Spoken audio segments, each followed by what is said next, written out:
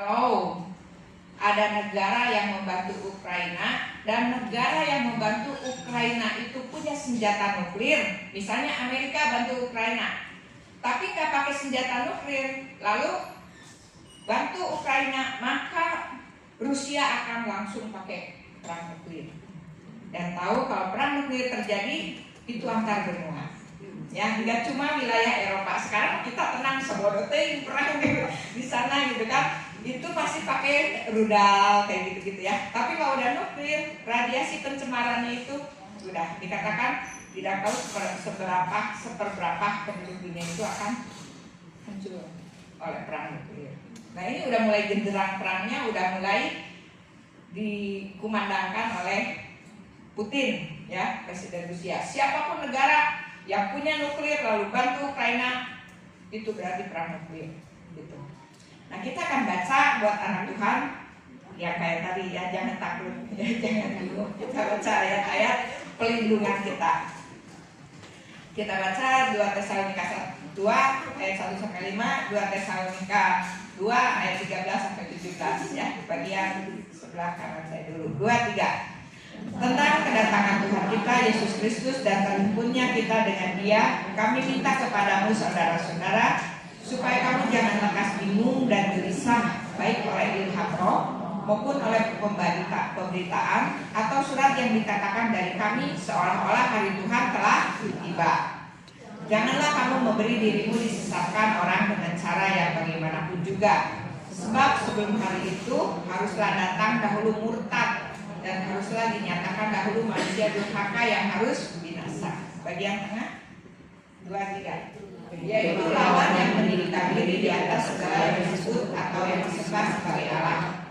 Bahkan dia duduk di bait Allah dan mau menyatakan diri sebagai Allah. Tidakkah kamu ingat bahwa hal itu kerap kali kukatakan kepadamu ketika aku masih bersama dengan kamu. Bagian akhir 2, 3. Akan tetapi kamu harus selalu mengucap syukur kepada Allah karena kamu saudara-saudara yang dikasihi Tuhan. Sebab Allah dari mulanya telah memilih kamu untuk diselamatkan dalam roh yang menguduskan kamu dan dalam kebenaran yang kamu percayai. Untuk itulah Ia telah memanggil kamu oleh Injil yang kami beritakan, sehingga kamu boleh memperoleh kemuliaan Yesus Kristus Tuhan kita. Ya. 2, 3 semuanya. Sebab itu berdirilah teguh dan berpeganglah pada ajaran-ajaran yang kamu terima dari kami, baik secara lisan maupun secara tertulis. Dan Dia Tuhan kita Yesus Kristus dan Allah Bapa kita yang dalam kasih karunia-Nya telah mengasihi kita dan yang telah menganugerahkan penghiburan abadi dan pengharapan baik kepada kita, kiranya menghibur dan menguatkan hatimu dalam pekerjaan dan perkataan yang baik. Ya. Nah, kitab 1 Tesalonika itu ditulis terlebih dahulu sebelum ini. Ya, bedanya sekitar 1 tahun. Ya. Nah, ternyata pada waktu Paulus nulis kitab 1 Tesalonika, itu Paulus menyinggung tentang kedatangan Tuhan yang disebut seperti pencuri. Jadi bisa datang tiba-tiba Tuhan Yesus seperti pencuri gitu ya. Kedatangan Tuhan yang kedua itu gak ada tanda-tandanya, orang gak tahu, tiba-tiba Dia datang. Bahkan di masa damai, pada saat orang lain menyebut damai, tiba-tiba hari Tuhan itu datang katanya ya. Nah, bagi orang Israel, hari Tuhan itu 2 macam, hari kedatangan Tuhan dan juga hari penghakiman. Ya, hari penghakiman Tuhan. Nah, karena surat dari Rasul Paulus ini ternyata disalah tafsirkan, bahkan ditambah lagi oleh guru-guru sesat, bahwa hari Tuhan itu sekarang sudah tiba katanya ya. Hari akhir itu sekarang sudah tiba, sehingga menimbulkan kebingungan. Jadi surat Rasul Paulus di 1 Tesalonika itu disalah tafsirkan seolah-olah hari Tuhan itu sudah datang pada saat itu, sehingga jemaat takut, bingung gitu ya. Akhirnya Paulus kembali menjelaskan di 2 Tesalonika untuk menghilangkan kebingungan tentang kedatangan Kristus yang kedua kali. Penulisnya Rasul Paulus, pembaca mula-mulanya gereja di Tesalonika yang jemaatnya sedang bingung ya tentang kedatangan Tuhan, lagi gencar-gencarnya gitu ya. Diajarkan bahwa saat itu Tuhan akan datang gitu. Tahun penulisannya 51-52 Masehi, setelah 1 tahun kitab 1 Tesalonika ya. Latar belakang tulisan 2 Tesalonika ini adalah kebingungan anggota gereja akan kedatangan Tuhan yang kedua kali di tengah situasi penganiayaan yang semakin meningkat. Jadi pada saat itu memang penganiayaan makin meningkat. Sedangkan di dalam tanda-tanda akhir zaman juga dikatakan sebelum Tuhan datang itu akan ada penganiayaan terhadap orang-orang percaya gitu ya. Jadi penganiayaan meningkat, terus ada 1 Tesalonika yang mengatakan Tuhan datang seperti pencuri. Jadi mereka gelisah gitu. Ini benar nggak akan kiamat istilahnya ya. Ayat kuncinya di 2 Tesalonika 3 ayat 5 ya. Kiranya Tuhan tetap menunjukkan hatimu kepada kasih Allah dan kepada ketabahan Kristus. Jadi pada saat waktu mereka dianiaya, biarlah mereka tetap hatinya itu tertuju mengandalkan bukan pada ketakutan kebingungan, tapi kepada kasih Allah yang memelihara mereka dan ketabahan ketekunan untuk setia menanti Tuhan. Tokoh pentingnya Paulus, Silas, Timotius. Ciri khusus kitab ini adalah lanjutan dari 1 Tesalonika. Paulus menunjukkan berbagai peristiwa yang harus mendahului kedatangan Kristus kedua kali. Jadi di 2 Tesalonika ini Paulus katakan, ini loh tanda-tanda sebelum Tuhan akan datang. Akan ada, tadi dikatakan banyak orang semakin murtad. Kemudian kedua, ada 1 orang pendurhaka yang memang dari awal sampai akhir itu melawan Allah gitu ya, durhaka kepada Allah Sang Pencipta, menolak Allah Sang Pencipta ya, berasal dari kuasa 2 nabi yang seperti Elia dan Musa gitu ya, yang kuasanya besar dan itu menyesatkan banyak sekali ya. Jadi dia dikatakan bangkit dari mati, wah orang menyembah dia, orang mengagumi dia, apalagi sekarang zaman medsos gitu kan, itu akan menyesatkan. Kemudian ada orang-orang beriman yang murtad. Nah ini ya, mereka terpukau dengan kuasa di luar Kristus yang semakin canggih, baik terpikat oleh sihirnya teknologi AI ya, teknologi robotik, mereka semakin tersihir gitu kan, ataupun oleh orang-orang yang berkuasa, punya power, punya kedudukan, punya uang gitu ya. Saya tuh heran kalau orang punya uang sampai triliunan gitu ya, 1 orang punya uang triliunan, gila-gilaan, sementara orang lain mati miskin gitu ya. Nah itu. Lalu ada rasisme di mana bangsa akan bangkit melawan bangsa ya, peperangan negara melawan negara, bangsa melawan bangsa. PBB tidak bisa mengatasinya. Lalu ini tanda-tanda positif di akhir zaman. Tadi negatif kan.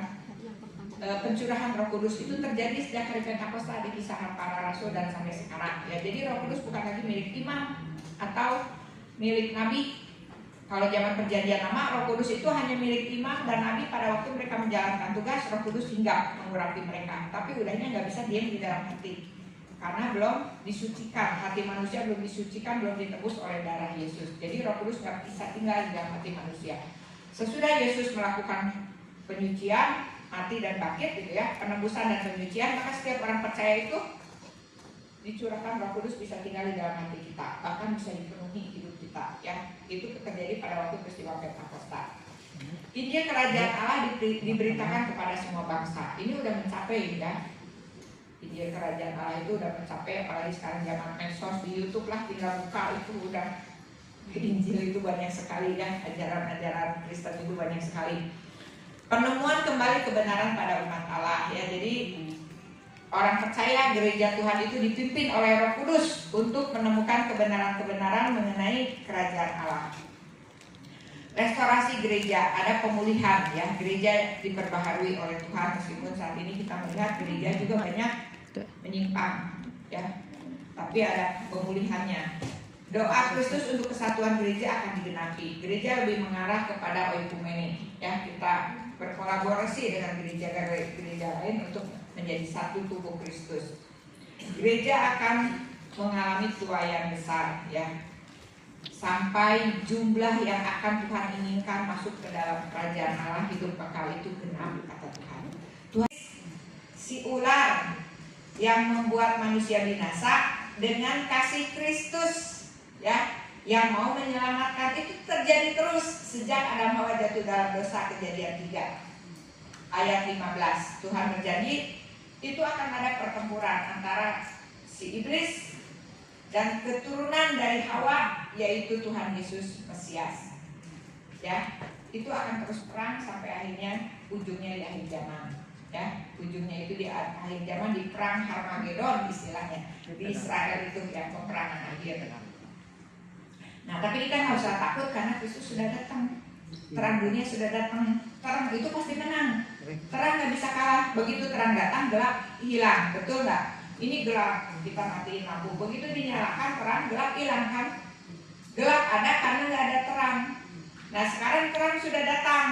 Jadi kita orang percaya itu sudah memiliki terang dunia, gak usah takut lagi. Udah pasti menang, kegelapan itu pasti disingkirkan. Dunia lama kebinasaan yang udah rusak oleh kuasa si iblis itu pasti disingkirkan. Dan Tuhan akan ganti dengan dunia baru yang lebih indah.